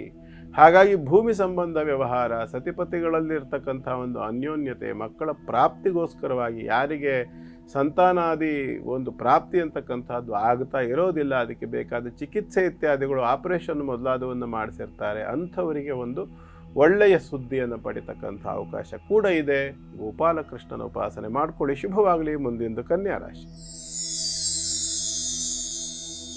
ಕನ್ಯಾ ರಾಶಿಯವರಿಗೆ ಇವತ್ತು ಸ್ವಲ್ಪ ಬೇಸರ, ಅನಿರೀಕ್ಷಿತವಾಗಿರತಕ್ಕಂಥ ನಷ್ಟ, ಕೆಲವು ಕಳ್ಳತನ ಕೂಡ ಚೌರ್ಯವಾಗತಕ್ಕಂಥ ಒಂದು ದೋಷವಾಗಿ ಕಾಣಿಸುತ್ತೆ. ಅಂದರೆ ಏನು, ಎಲ್ಲೋ ಸ್ವಲ್ಪ ಮೈ ಮರೆಯತಕ್ಕಂಥದ್ದು ಅಥವಾ ಅತಿಯಾಗಿರ್ತಕ್ಕಂಥ ಆತ್ಮವಿಶ್ವಾಸದಿಂದ ನನ್ನನ್ನು ಯಾರು ಏನು ಮಾಡೋಕ್ಕಾಗುತ್ತೆ ನೋಡ್ತೀನಿ ಅಂದ್ಕೊಂಡು ಹೋಗುವಂಥದ್ದು, ಅದೇ ಒಂದು ಅತಿರೇಕವಾಗಿರ್ತಕ್ಕಂಥ ಒಂದು ಓವರ್ ಕಾನ್ಫಿಡೆನ್ಸ್ ಹೇಳ್ತಾರಲ್ಲ, ಈ ಅತಿಯಾದ ಆತ್ಮವಿಶ್ವಾಸದಿಂದಾಗಿ ಸ್ವಲ್ಪ ಮೈ ಮರೆಯುವಂಥದ್ದು. ತನ್ಮೂಲಕವಾಗಿ ವಿಶೇಷವಾಗಿ ಎಲೆಕ್ಟ್ರಾನಿಕ್ ಉಪಕರಣಗಳು, ಮೊಬೈಲ್ ಇರಬಹುದು ಅಥವಾ ಆ ಥರದ ಗಾಡ್ಜೆಟ್ಗಳು ಅಂತ ಏನು ಹೇಳ್ತಾರಲ್ಲ, ಈ ವಸ್ತುಗಳನ್ನು ನಷ್ಟ ಮಾಡ್ಕೊಳ್ತಕ್ಕಂಥದ್ದು ಸ್ವಲ್ಪ ದೊಡ್ಡ ಮಟ್ಟದ ನಷ್ಟವಾಗುವಂತೆ ಕೆಲವರಿಗೆ ಕಾಣಿಸುತ್ತೆ. ಹಾಗಾಗಿ ಸ್ವಲ್ಪ ಹೆಚ್ಚು ಎಚ್ಚರಿಕೆಯಿಂದ ಇರತಕ್ಕಂಥದ್ದು ಬಹಳ ಮುಖ್ಯ. ಕನ್ಯಾ ರಾಶಿಯವರು ಚೌರ್ಯಾದಿಗಳು ನಡೆದಂಥ ಪಕ್ಷದಲ್ಲಿ, ಅಂತಹ ಸಂದರ್ಭದಲ್ಲಿ ಕಾರ್ತವೀರ್ಯಾರ್ಜುನನ ಉಪಾಸನೆಯನ್ನು ಮಾಡಿಕೊಳ್ಳಿ. ಶುಭವಾಗಲಿ. ಮುಂದಿಂದು ತುಲಾರಾಶಿ. ತುಲಾರಾಶಿಯವರಿಗೆ ಇವತ್ತಿನ ದಿನ ಮಧ್ಯಮ ಸ್ಥಿತಿಯ ದಿನ. ಆಚರಣೆ ಮಾಡತಕ್ಕಂಥ ಕಾರ್ಯಗಳು ಅಂದರೆ ಕೆಲಸಗಳೆಲ್ಲದರಲ್ಲೂ ಸಹ ಸ್ವಲ್ಪ ಮಟ್ಟಿನ ಇಂಪ್ರೂವ್ಮೆಂಟ್ ಆಗುತ್ತೆ. ಲಾಭಾಂಶಗಳಲ್ಲಿ ಅನುಕೂಲವಾಗ್ತಕ್ಕಂಥ ಲಕ್ಷಣ ಇದೆ. ಮಾನಸಿಕ ಸಾಮರ್ಥ್ಯ ಹೆಚ್ಚಾಗ್ತಕ್ಕಂಥ ಲಕ್ಷಣ. ಭಾಗ್ಯದಲ್ಲಿ ಗುರು ಬಂದಿರತಕ್ಕಂಥದ್ದು, ಆದರೆ ವಕ್ರಸ್ಥಿತಿಯಲ್ಲಿ ಇರೋದರಿಂದ ಹಿರಿಯರಿಂದ ಸ್ವಲ್ಪ ಮಟ್ಟಿಗೆ ಭರ್ತ್ಸನೆಗಳೇ ಒಳಗಾಗ್ತಕ್ಕಂಥದ್ದು. ಚತುರ್ಥಾಧಿಪತಿಯಾಗಿರ್ತಕ್ಕಂಥ ಶನಿಯ ಒಂದು ಸ್ಥಿತಿ ಕೂಡ ಶುಭ ಸ್ಥಿತಿ ಇಲ್ಲದೆ ಇರೋದರಿಂದ ಮುಖ್ಯವಾಗಿ ತಂದೆ ತಾಯಿಗಳಿಂದ ನಿಂದನೆಗೆ ಒಳಗಾಗ್ತಕ್ಕಂಥ ಲಕ್ಷಣಗಳು ಕಾಣಿಸುತ್ತೆ, ತಪ್ಪು ನಡವಳಿಕೆಗಳಿಂದಾಗಿ.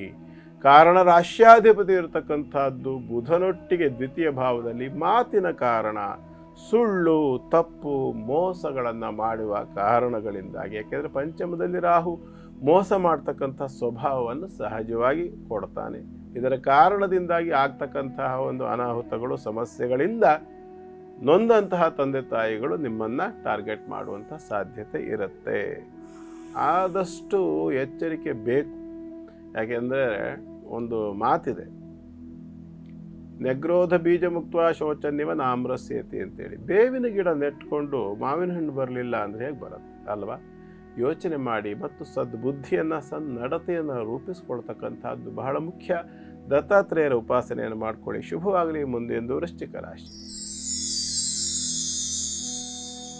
ವೃಶ್ಚಿಕ ರಾಶಿಯವರಿಗೆ ಇವತ್ತಿನ ದಿನ ಚೆನ್ನಾಗಿದೆ. ರಾಶಿಯಾಧಿಪತಿಯಾಗಿರ್ತಕ್ಕಂಥ ಮಂಗಳ ಧನಸ್ಥಾನದಲ್ಲಿದ್ದು ಗುರುವಿನ ದೃಷ್ಟಿಯನ್ನು, ಪಂಚಮಾಧಿಪತಿಯ ದೃಷ್ಟಿಯನ್ನು ಹೊಂದುವುದರಿಂದ ವಿಶೇಷವಾಗಿ ಯತ್ನ ಕಾರ್ಯಗಳಲ್ಲಿ ಲಾಭವಾಗ್ತಕ್ಕಂಥದ್ದು. ರಾಶಿ ಷಷ್ಠಾಧಿಪತಿ ಆಗಿರೋದ್ರಿಂದ ಯಾವುದೇ ಮೋಸ ಅನ್ಯಾಯಗಳಿಗೆ ಕೂಡ ಒಳಗಾಗದೆ ಗೆಲುವನ್ನು ಹೊಂದತಕ್ಕಂಥದ್ದು. ಬರ್ತಕ್ಕಂಥ ಅಬ್ಸ್ಟಕಲ್ಸ್, ಅಡೆತಡೆಗಳನ್ನೆಲ್ಲ ನಿವಾರಣೆ ಮಾಡಿಕೊಂಡು ಗೆಲುವನ್ನು ಹೊಂದತಕ್ಕಂಥ ಪೂರ್ಣ ಅವಕಾಶ ಅಂತಕ್ಕಂಥದ್ದು ವೃಶ್ಚಿಕ ರಾಶಿಯವರಿಗೆ ಸ್ಪಷ್ಟವಾಗಿ ಕಾಣುತ್ತೆ. ಕರ್ಮಭಾವದಲ್ಲಿ ಚಂದ್ರಕೇತು ಇರೋದರಿಂದ ವಿಶೇಷವಾಗಿ ಕೇಂದ್ರ ಶುದ್ಧಿ ಆಗ್ತಕ್ಕಂಥ ಒಂದು ಅವಕಾಶ. ಚತುರ್ಥ ಭಾವದಲ್ಲಿ ರಾಹು ಇರೋದರಿಂದ ತಾತ್ಕಾಲಿಕವಾಗಿರ್ತಕ್ಕಂಥ ಒಂದು ಸರ್ಪ ದೋಷ. ಚರ್ಮದಲ್ಲಿ ಸ್ವಲ್ಪ ಮಟ್ಟಿನ ಅಲರ್ಜಿ ಕಾಣಿಸಬಹುದು. ಮುಖದಲ್ಲಿ ಕಲೆಗಳಾಗ್ತಕ್ಕಂಥದ್ದು ಕೂಡ ಕೆಲವರಿಗೆ ಕಾಣಿಸಬಹುದಾಗಿರುತ್ತೆ.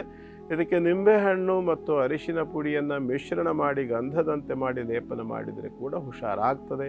ಇದಲ್ಲದೆ ಗೋಪೂಜೆ, ಗೋಸೇವೆ ಇತ್ಯಾದಿಗಳನ್ನು ಆಚರಣೆ ಮಾಡಿದರೂ ಕೂಡ ಪರಿಹಾರ ಆಗುತ್ತೆ. ಪ್ರಯತ್ನ ಮಾಡಿ. ಶುಭವಾಗಲಿ. ಗುರುಗಳೇ, ಮಹಾದೇವ ಸ್ವಾಮಿ ಅನ್ನೋರು ಈ ಒಂದು ಮೆಸೇಜ್ ಅನ್ನ ಕಳಿಸ್ಕೊಟ್ಟಿದ್ದಾರೆ. ಹುಟ್ಟಿರುವಂತ ದಿನಾಂಕ 6/4/1993 ಬೆಳಗ್ಗೆ 8 ಗಂಟೆಗೆ. ಅವರ ಪ್ರಶ್ನೆ ಹೀಗಿದೆ, ಗುರುಜಿ ನಮಸ್ತೆ. ನಂದು ಒಂದು ದಿನಸಿ ಅಂಗಡಿ ಇದೆ ಗುರುಜಿ. ಯಾಕೆ ಅಂತ ಗೊತ್ತಿಲ್ಲ, ಮುಂಚೆ ತುಂಬಾ ಚೆನ್ನಾಗಿ ವ್ಯಾಪಾರ ನಡೀತಿತ್ತು, ಆದ್ರೆ ಈಗ ಸಿಕ್ಕಾಪಟ್ಟೆ ವ್ಯಾಪಾರ ಡಲ್ ನಡೀತಾ ಇದೆ. ನನಗೆ ಲಾಸ್ ಆಗ್ತಾ ಇದೆ. ನಾನು ಏನ್ ಮಾಡ್ಬೇಕು, ಏನ್ ಬದಲಾವಣೆ ಮಾಡ್ಕೊಂಡ್ರೆ ನನಗೆ ಜೀವನದಲ್ಲಿ ಬದಲಾವಣೆ ಕಾಣಬಹುದು ಅಂತ ಕೇಳ್ತಿದ್ದಾರೆ. ಮಹಾದೇವ ಸ್ವಾಮಿ ಅಲ್ವಾ? ಮಹಾದೇವ ಸ್ವಾಮಿಗಳೇ, ನೀವು ಕಳಿಸಿರ್ತಕ್ಕಂಥ ಡೇಟ್ ಆಫ್ ಬರ್ತ್ ಟೈಮ್ ಪ್ರಕಾರ ನೋಡಿದಾಗ ನಿಮ್ಮದು ಹಸ್ತ ನಕ್ಷತ್ರ ಮತ್ತು ಕನ್ಯಾ ರಾಶಿ ಮತ್ತು ಮೇಷ ಲಗ್ನವಾಗಿದೆ. ಮತ್ತು ನಿಮ್ಮ ರಾಶ್ಯಾಧಿಪತಿ ಆಗಿರ್ತಕ್ಕಂಥ ಬುಧನ ಸ್ಥಿತಿ ಶುಭಕರವಿಲ್ಲ. ಶನಿಯ ಬಾಧೆ ಇದೆ 11ನೇ ಮನೆಯಲ್ಲಿ. ಜೊತೆಯಲ್ಲಿ ಲಗ್ನಾತ್ ಸಪ್ತಮ ಸ್ಥಾನಾಧಿಪತಿ ಆಗಿರತಕ್ಕಂಥ ಶುಕ್ರ ವ್ಯಯಭಾವದಲ್ಲಿ ಅಸ್ತೋಚ್ಚ ಸ್ಥಿತಿಯಲ್ಲಿರೋದ್ರಿಂದ ಮತ್ತು ಗೋಚಾರದಲ್ಲಿ ಲಾಭಸ್ಥಿತಿಗೆ ರಾಹು ಬಂದಿರತಕ್ಕಂಥದ್ದು ಇತ್ಯಾದಿ ದೋಷಗಳನ್ನೆಲ್ಲ ಗಮನಿಸಿದಾಗ ವರ್ತಮಾನ ದಶಾಭುಕ್ತಿಗಳಲ್ಲಿ ಮತ್ತು ಗ್ರಹಸ್ಥಿತಿಗಳಲ್ಲಿ ಸ್ವಲ್ಪ ವ್ಯಾಪಾರ ವ್ಯವಹಾರಗಳು ಕೈ ಕಟ್ಟತಕ್ಕಂತಹ ಲಕ್ಷಣವನ್ನು ನಾವು ಊಹಿಸಬಹುದಾಗಿರುತ್ತೆ. ಇದರ ಪರಿಹಾರಕ್ಕೆ ನೀವು ಒಂದು ಅಘೋರಾಸ್ತ್ರ ಹೋಮ ಅಂತ ಬರ್ತದೆ. ಈ ದೋಷ ಪರಿಹಾರಕ್ಕೆ ಸಂಬಂಧಪಟ್ಟಂತೆ ಅಘೋರಾಸ್ತ್ರ ಹೋಮವನ್ನು ನಿಮ್ಮ ಕಟ್ಟಡದಲ್ಲಿ, ನಿಮ್ಮ ಅಂಗಡಿಯಲ್ಲಿಯೇ ಮಾಡ್ಕೊಳ್ತಕ್ಕಂಥದ್ದು ಬಹಳ ಒಳ್ಳೆಯದು. ಅವಕಾಶವಿಲ್ಲ ಅನ್ನುವಂಥ ಅನಿವಾರ್ಯ ಸ್ಥಿತಿ ಇದ್ದರೆ ಬೇರೆ ಎಲ್ಲಾದರೂ ಸರಿ, ಒಂದು ಅಘೋರಾಸ್ತ್ರ ಹೋಮವನ್ನು ರಾತ್ರಿಯ ಹೊತ್ತು ಆಚರಣೆ ಮಾಡಿ ಅದರ ತೀರ್ಥ ಪ್ರಸಾದ ಭಸ್ಮಾದಿಗಳನ್ನು ನಿಮ್ಮ ಅಂಗಡಿಯಲ್ಲಿ ಅದನ್ನು ಸಿಂಪಡಿಸುವಂಥ ಒಂದು ವ್ಯವಸ್ಥೆ ಮಾಡೋದು ಮೊದಲನೇದು. ಎರಡನೇದು, ಮರುದಿನ ಬೆಳಿಗ್ಗೆ ಶುಭ ಸ್ಥಿತಿಯಲ್ಲಿ, ಅಂದರೆ ನಿಮ್ಮ ಜನ್ಮ ನಕ್ಷತ್ರವಾಗಿರ್ತಕ್ಕಂಥ ಹಸ್ತ ನಕ್ಷತ್ರದಲ್ಲಿಯೇ ಎರಡೂ ಕಾರ್ಯಗಳು ಆಗಬೇಕು. ಮರುದಿವಸ ಬೆಳಗ್ಗೆ ಶುಭ ಸ್ಥಿತಿಯಲ್ಲಿ ಶ್ರೀಕಲ್ಪ ಶಾಂತಿ ಅನ್ನುವಂತಹ ಒಂದು ಶುಕ್ರ ಪುಷ್ಟಿಕರಿ ಕಾರ್ಯ, ಅದು ಶುಕ್ರ ಪುಷ್ಟಿಕರಿ ಕಾರ್ಯ. ಈ ಒಂದು ಕಾರ್ಯವನ್ನು ಸರಿಯಾದ ರೀತಿಯಲ್ಲಿ ಆಚರಣೆ ಮಾಡಿಕೊಂಡು ಆ ಒಂದು ಪ್ರಸಾದ ತೀರ್ಥಾದಿಗಳನ್ನು ಕೂಡ ಸ್ವೀಕಾರ ಮಾಡಿ ಅದನ್ನು ಒಂದು ಜಾಗದಲ್ಲಿ ಸ್ಥಿತಿಯಾಗಿ ಇಡತಕ್ಕಂಥದ್ದು. ಅಂದರೆ ಈ ಒಂದು ಮರುದಿವಸ ಬೆಳಗ್ಗೆ ಮಾಡ್ತಕ್ಕಂಥ ಶುಕ್ರ ಪುಷ್ಟಿಕರಿ ಹವನ ಅಂತ ಏನಿದೆ, ಆ ಹವನದ ಪ್ರಸಾದ ಭಸ್ಮಾದಿಗಳನ್ನೆಲ್ಲ ಒಂದು ಕುಡಿಕೆಯಲ್ಲಿಟ್ಟು ಅದರಲ್ಲಿ ಒಂದು ಶ್ರೀ ಯಂತ್ರವನ್ನು, ಶ್ರೀಚಕ್ರ ಅಲ್ಲ ಶ್ರೀ ಯಂತ್ರ ಬೇರೆ ಎರಡೂ, ಹಾಗಾಗಿ ಆ ಒಂದು ಶ್ರೀ ಯಂತ್ರವನ್ನು ಭಸ್ಮದ ಜೊತೆಯಲ್ಲಿಟ್ಟು ಅದಕ್ಕೆ ನಿತ್ಯ ಅರ್ಚನೆ ಪೂಜೆ ಇತ್ಯಾದಿಗಳನ್ನು ಮಾಡ್ತಾ ಇದ್ದ ಪಕ್ಷದಲ್ಲಿ ಕ್ರಮೇಣ ನಿಮ್ಮ ವ್ಯಾಪಾರ ವ್ಯವಹಾರಗಳು ಹಳೆಯ ಒಂದು ವೈಭವವನ್ನೇ ಪಡೆಯೋದಕ್ಕೆ ಅವಕಾಶಗಳಾಗುತ್ತೆ. ಪ್ರಯತ್ನ ಮಾಡಿ, ಒಳ್ಳೆಯದಾಗುತ್ತೆ. ಮಹಾದೇವ ಸ್ವಾಮಿಯವರೇ, ಧನ್ಯವಾದಗಳು ನಮ್ಮ ಕಾರ್ಯಕ್ರಮಕ್ಕೆ ಮೆಸೇಜ್ ಅನ್ನ ಕಳಿಸಿದ್ದಕ್ಕಾಗಿ. ಇನ್ನು ವೀಕ್ಷಕರೇ, ನಿಮ್ಗೂ ಕೂಡ ನಾನು ಪ್ರತಿದಿನ ಹೇಳ್ತಾನೆ ಇರ್ತೀನಿ, ಸಮಸ್ಯೆ ಇಲ್ಲದೆ ಇರುವಂತ ಮನುಷ್ಯ ಯಾರಿದ್ದಾರೆ, ಆದ್ರೆ ಪರಿಹಾರ ಹುಡ್ಕೊಳ್ಬೇಕಾಗಿರೋದು ನಮ್ಮದೇ ಜವಾಬ್ದಾರಿಯಾಗಿರುತ್ತೆ. ಎಲ್ಲೂ ಪರಿಹಾರ ಸಿಗ್ತಾ ಇಲ್ಲ ಅಂದ್ರೆ ಖಂಡಿತ ಗುರುಜಿ ಇದ್ದಾರೆ ನಿಮ್ಮ ಪ್ರಶ್ನೆಗೆ ಉತ್ತರಿಸೋದಕ್ಕೆ. ತಡ ಮಾಡದೆ ಈ ಕೂಡಲೇ ವಾಟ್ಸ್ಆಪ್ ನಂಬರ್ ಏನ್ ಕಾಣಿಸ್ತಿದೆ ಅಲ್ಲಿಗೆ ನೀವೊಂದು ಮೆಸೇಜ್ ಅನ್ನ ಕಳಿಸಿ. ಖಂಡಿತ ನಿಮ್ಮ ಜೀವನದಲ್ಲಿ ಬೆಳಕನ್ನ ಕಾಣಬಹುದು. ಇನ್ನು NKR TV Kannada YouTube channel ನಲ್ಲಿ ನಮ್ಮ ಕಾರ್ಯಕ್ರಮ ಯಾವಾಗ ಬೇಕಾದ್ರೂ ತಾವು ವೀಕ್ಷಿಸಬಹುದು ಅಂತ ತಿಳಿಸ್ತಾ ಬೇರೆಯವ್ರಿಗೂ ತಿಳಿಸಿ ವಿಚಾರ ಎಂದೇ ಗೊತ್ತಾ ಗುರುಜಿ. ಕೊನೆಯ 4 ರಾಶಿಗಳು. ಧನುರಾಶಿಯ ನೋಡೋಣ. ಧನುರಾಶಿಯವರಿಗೆ ಇವತ್ತಿನ ದಿನ ತಕ್ಕ ಮಟ್ಟಿಗೆ ಉತ್ತಮವಾಗಿರತಕ್ಕಂಥದ್ದು, ಸ್ವಲ್ಪ ಮಟ್ಟಿಗೆ ಸಮಾಧಾನ ಹೊಂದುವ ಅವಕಾಶ. ತೃತೀಯಕ್ಕೆ ಚಂದ್ರಕೇತು ದೃಷ್ಟಿ, ಹಾಗಾಗಿ ಮಾನಸಿಕವಾಗಿರತಕ್ಕಂಥ ದೃಢತೆ ಪ್ರಾಪ್ತಿಯಾಗುವಂಥ ಸಂಪೂರ್ಣ ಅವಕಾಶ ಇದೆ. ರಾಶ್ಯಾಧಿಪತಿ ಆಗಿರತಕ್ಕಂಥ ಗುರು ಸಪ್ತಮಕ್ಕೆ ಬಂದು ರಾಶಿಗೆ ದೃಷ್ಟಿ ಕೊಡುವಂಥದ್ದು, ಯತ್ನ ಕಾರ್ಯಗಳಲ್ಲಿ ಯಶಸ್ಸು, ಕಾರ್ಯಗಳಲ್ಲಿ ಸಿದ್ಧಿ ಆಗ್ತಕ್ಕಂಥದ್ದು, ಸಾಧನೆ ಆಗ್ತಕ್ಕಂಥ ಅವಕಾಶ ಕೂಡ ತುಂಬ ಚೆನ್ನಾಗಿದೆ. ರಾಶಿಗೆ ಪಂಚಮಾಧಿಪತಿ ಆಗಿರತಕ್ಕಂಥ ಮಂಗಳನ ಪ್ರವೇಶವಾಗಿರೋದ್ರಿಂದ ಮಂಗಳಮಯವಾಗಿರ್ತಕ್ಕಂಥ ವಾತಾವರಣ ಉತ್ಪತ್ತಿ ಆಗುವಂಥ ಪೂರ್ಣಾವಕಾಶ ಇದೆ. ಹಾಗಾಗಿ ಧನುರಾಶಿಯವರಿಗೆ ಇವತ್ತಿನ ದಿನ ಚೆನ್ನಾಗಿದೆ. 12ನೇ ರಾಶಿಯಲ್ಲಿ ಬಂದಿರತಕ್ಕಂಥ ಗ್ರಹತ್ರಯ ಯೋಗದಿಂದ ಬರುವಂಥ ಕೆಲವಷ್ಟು ಅನಿವಾರ್ಯದ ಅಥವಾ ಆಕಸ್ಮಿಕದ ಖರ್ಚುಗಳಿಂದ ಬಚಾವಾಗಲಿಕ್ಕೆ ಸ್ವಲ್ಪ ಅನವಶ್ಯಕವಾದ ಖರ್ಚುಗಳನ್ನು ನಿಯಂತ್ರಣ ಮಾಡಿ, ಆದರೂ ಸಹ ಆಗ್ತಿದೆ ಅಂದರೆ ಅದನ್ನು ನಿರ್ವಹಣೆ ಮಾಡುವ ಜವಾಬ್ದಾರಿಯನ್ನು ಶಿವನಿಗೆ ಕೊಡಿ. ಅಂದರೆ ಶಿವನ ಉಪಾಸನೆಯನ್ನು ಮಾಡಿಕೊಳ್ಳಿ. ಶುಭವಾಗಲಿ. ಮುಂದಿಂದು ಮಕರ ರಾಶಿ. ಮಕರ ರಾಶಿಯವರಿಗೆ ಇವತ್ತಿನ ದಿನ ಸ್ವಲ್ಪ ಬೇಸರವಾಗ್ತಕ್ಕಂಥ ದಿನವಾಗಿ ಕಾಣುತ್ತೆ. ಕಾರಣ ಆಹಾರದಲ್ಲಿ ವ್ಯತ್ಯಾಸವಾಗ್ತಕ್ಕಂಥದ್ದು, ಆರೋಗ್ಯದಲ್ಲಿ ವ್ಯತ್ಯಾಸವಾಗ್ತಕ್ಕಂಥದ್ದು, ಧನಸ್ಥಾನಕ್ಕೆ ಅಷ್ಟಮದಿಂದ ಕೇತುಗ್ರಸ್ತನಾಗಿ ದೃಷ್ಟಿಯನ್ನು ಕೊಡ್ತಕ್ಕಂಥದ್ದು, ವಿಚಿತ್ರವಾಗಿರ್ತಕ್ಕಂಥ ಮನಸ್ಥಿತಿ, ಮನಸ್ಸು ನಿಮಿಷಕ್ಕೊಂದೊಂದು ಯೋಚನೆಯನ್ನು ಮಾಡ್ತಕ್ಕಂಥ ಲಕ್ಷಣಗಳು ಕಾಣಿಸುತ್ತೆ. ಮುಖ್ಯವಾಗಿ ಕೇತು ಅಗ್ನಿಮಯಂ ಇಂದ್ಯಾತ್, ಅಗ್ನಿ ಸಂಬಂಧಿತವಾಗಿರತಕ್ಕಂಥ ಅವಘಡಗಳು ಆಗ್ತಕ್ಕಂಥ ಲಕ್ಷಣ ಕೂಡ ಕೆಲವರಿಗೆ ಆಗುತ್ತೆ. ಕಣ್ಣಿಗೆ ಬಿಸಿಯಾಗಿರ್ತಕ್ಕಂಥ ವಸ್ತುಗಳು ತಾಗತಕ್ಕಂಥದ್ದು, ಪೆಟ್ಟಾಗುವಂಥದ್ದು ಕೂಡ ಊಹಿಸಬಹುದಾಗಿರುತ್ತೆ. ಹುಬ್ಬಿನ ಜಾಗದಲ್ಲಿ ಸುಡುವಂಥದ್ದು, ಸುಟ್ಟು ಹೋಗ್ತಕ್ಕಂಥದ್ದು, ಅಥವಾ ಕಿಡಿ ಕಣ್ಣಿಗೆ ಹಾರತಕ್ಕಂಥದ್ದು ಇತ್ಯಾದಿಗಳು ಕೂಡ ಊಹಿಸಬಹುದಾಗಿರುತ್ತೆ. ಸ್ವಲ್ಪ ಹೆಚ್ಚು ಎಚ್ಚರಿಕೆಯನ್ನು ಮಕರ ರಾಶಿಯವರು ಇವತ್ತು ಕಣ್ಣಿನ ಬಗ್ಗೆ ಜಾಗ್ರತೆ ವಹಿಸ್ಕೊಳ್ಳಿ. ದುಡ್ಡು ಕಾಸಿನ ವಿಚಾರದಲ್ಲಿ ಕೂಡ ಸ್ವಲ್ಪ ಮಟ್ಟಿನ ಮಂದಗತಿಯ ಪ್ರಗತಿ ಅಂತಕ್ಕಂಥದ್ದು ಕಾಣಿಸುತ್ತೆ. ಚತುರ್ಥಾಧಿಪತಿ ಆಗಿರ್ತಕ್ಕಂಥ ಮಂಗಳ 12ನೇ ಮನೆಯಲ್ಲಿ ಇರೋದ್ರಿಂದ ಮನೆಯ ವಾತಾವರಣದಲ್ಲೂ ಸ್ವಲ್ಪ ಕಿರಿಕಿರಿ ಕೂಡ ಕಂಡು ಬರಬಹುದು. ಭದ್ರಕಾಳಿಯನ್ನು ಉಪಾಸನೆ ಮಾಡಿಕೊಳ್ಳಿ. ಶುಭವಾಗಲಿ. ಮುಂದಿಂದು ಕುಂಭರಾಶಿ. ಕುಂಭರಾಶಿಯವರಿಗೆ ಇವತ್ತಿನ ದಿನ ಚೆನ್ನಾಗಿದೆ. ವ್ಯಾಪಾರ ವ್ಯವಹಾರಗಳಲ್ಲಿ ಅಭಿವೃದ್ಧಿ ಆಗ್ತಕ್ಕಂಥ ಪೂರ್ಣಾವಕಾಶ, ಅನಿರೀಕ್ಷಿತವಾಗಿರತಕ್ಕಂಥ ಲಾಭ ಪ್ರಾಪ್ತಿ, ಹೊಸ ಇನ್ವೆಸ್ಟ್ ಮಾಡ್ತಕ್ಕಂಥ ಅವಕಾಶಗಳು ಕೂಡ ಕಂಡು ಬರಬಹುದು. ಹೊಸ ವಸ್ತುಗಳ ವ್ಯಾಪಾರ, ವಿಶೇಷವಾಗಿ ಹೋಟೆಲ್ ಉದ್ಯಮಿಗಳಿಗೆ ಕೂಡ ಇವತ್ತು ವಿಶೇಷವಾಗಿರತಕ್ಕಂತಹ ಲಾಭವನ್ನು ನೋಡುವ ಅವಕಾಶವಾಗಿ ಕಾಣಿಸುತ್ತೆ. ಮತ್ತು ಪಂಚಮದಲ್ಲಿ ಗುರು ಬಂದಿರೋದ್ರಿಂದ ವಿದ್ಯಾರ್ಥಿಗಳಿಗೆ ಸ್ವಲ್ಪ ಮಟ್ಟಿನ ಆಸಕ್ತಿ ಮತ್ತು ಶಿಕ್ಷಕರಿಗೆ ಕೂಡ ಶುಭಕರವಾಗಿರತಕ್ಕಂಥ ಒಂದು ದಿನ. ಲಾಭ ಸ್ಥಿತಿಗೆ ಬಂದಿರತಕ್ಕಂಥ ಮಂಗಳ ಕರ್ಮಲಾಭವಾಗ್ತಕ್ಕಂಥದ್ದು, ಹೊಸ ಉದ್ಯೋಗ ಹುಡುಕ್ತಾ ಇರತಕ್ಕಂಥ ಕುಂಭರಾಶಿಯವರಿಗೆ ಉದ್ಯೋಗ ಪ್ರಾಪ್ತಿ ಆಗ್ತಕ್ಕಂಥ ಅವಕಾಶ ಲಕ್ಷಣಗಳು ಕೂಡ ಕಂಡು ಬರುತ್ತೆ. ಇದಕ್ಕೆ ಪೂರಕವಾಗಿರತಕ್ಕಂಥದ್ದು ಸುಬ್ರಹ್ಮಣ್ಯನ ಆರಾಧನೆ ಮಾಡ್ಕೊಳ್ಳಿ, ಶುಭವಾಗಲಿ. ಕೊನೆಯದಾಗಿ ಮೀನರಾಶಿ. ಮೀನರಾಶಿಯವರಿಗೆ ಇವತ್ತಿನ ದಿನ ಷಷ್ಠ ಸ್ಥಿತಿಯಲ್ಲಿರ್ತಕ್ಕಂಥ ಪಂಚಮಾಧಿಪತಿ ಸ್ವಲ್ಪ ಹೊಟ್ಟೆಯಲ್ಲಿ ಹುಟ್ಟಿದಂತಹ ಹೆಣ್ಣು ಮಕ್ಕಳಿಂದ ವೈರವನ್ನು ನೋಡಬೇಕಾಗಿ ಬರ್ತಕ್ಕಂಥ ಲಕ್ಷಣ ಕಾಣಿಸುತ್ತೆ. ಅಥವಾ ಹೆಣ್ಣು ಮಕ್ಕಳಿಗೆ ಸ್ವಲ್ಪ ಮಟ್ಟಿನ ಆರೋಗ್ಯದಲ್ಲಿ ಸಮಸ್ಯೆ ಆಗ್ತಕ್ಕಂಥದ್ದು ಮೀನರಾಶಿಯವರ ಹೆಣ್ಣು ಮಕ್ಕಳಿಗೆ. ಮುಖ್ಯವಾಗಿ ಕರ್ಮಭಾವದಲ್ಲಿರ್ತಕ್ಕಂಥ ಮಂಗಳ ಹುಳಿ ಮಿಶ್ರಿತವಾಗಿರತಕ್ಕಂಥ ಆಹಾರವನ್ನು ಕಡಿಮೆ ಪ್ರಮಾಣದಲ್ಲಿ ಸೇವಿಸುವಂಥ ವ್ಯವಸ್ಥೆಯನ್ನು ಮಾಡಿ. ಕಾರಣ ಏನಪ್ಪ ಅಂದರೆ 6ನೇ ರಾಶಿಯಲ್ಲಿ ಚಂದ್ರನಿದ್ದಂತಹ ಸಂದರ್ಭದಲ್ಲಿ ಮುಖ್ಯವಾಗಿ ಅದು ಪಂಚಮಾಧಿಪತಿಯಾಗಿದ್ದಾಗ ಜಠರ ಮತ್ತು ಕರುಳುಗಳಲ್ಲಿ ವಿಶೇಷವಾಗಿ ಸಮಸ್ಯೆಗಳು ಕಾಣಿಸುವಂಥ ಲಕ್ಷಣ ಇರುತ್ತೆ.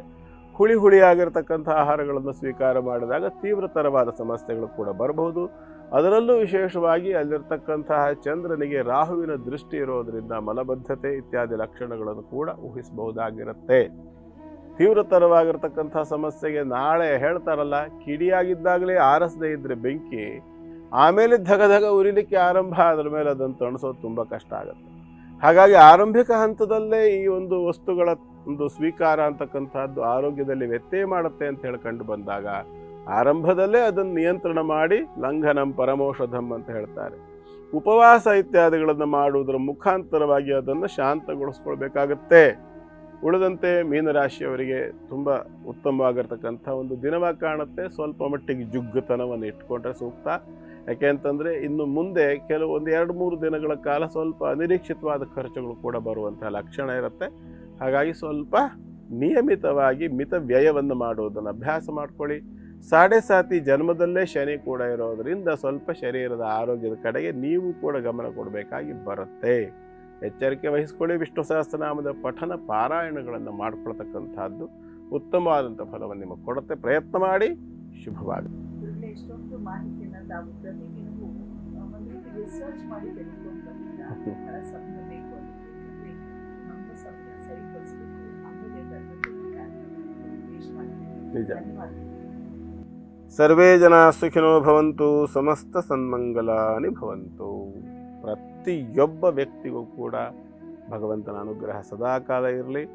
ಶಾಸ್ತ್ರಕಾರದ್ದು ಒಂದು ಮಾತಿದೆ, ಸರ್ವೇಪಿ ಸುಖಿನಸ್ಸಂತು ಸರ್ವೇ ಸಂತು ನಿರಾಮಯಾಃ ಸರ್ವೇ ಭದ್ರಾಣಿ ಪಶ್ಯಂತು ಮಾ ಕಶ್ಚಿತ್ ದುಃಖ ಭಾಗ್ ಭವೇತ್. ಎಲ್ಲರೂ ನಿರಾಮಯರು ಅಂದರೆ ರೋಗವಿಲ್ಲದ ಆರೋಗ್ಯವಂತರಾಗಿ ಸುಖಿಗಳಾಗಲಿ. ಭದ್ರಾಣಿ ಪಶ್ಯಂತು ಮಂಗಳವನ್ನೇ ನೋಡುವಂತೆ ಆಗಲಿ. ಮಾ ಕಶ್ಚಿತ್ ದುಃಖ ಭಾಗ್ ಭವೇತ್, ಯಾರೊಬ್ಬರಿಗೂ ಕೂಡ ದುಃಖ ಬಾರದೇ ಇರಲಿ ಅನ್ನುವಂಥ ಪ್ರಾರ್ಥನೆಯನ್ನು ಭಗವಂತನಿಗೆ ಸಲ್ಲಿಸೋಣ. ನಮಸ್ಕಾರ. ಹೊರಡೋ ಸಮಯ ಆಗ್ತಿದೆ. ಮತ್ತೆ ನಾಳೆ ಸಿಗೋಣ ಗುರುವಾರದ ವಿಶೇಷ ಧರ್ಮ ಜ್ಯೋತಿ ಕಾರ್ಯಕ್ರಮದಲ್ಲಿ. ಹೋಗ್ಬರೋದಾ? ನಮಸ್ಕಾರ.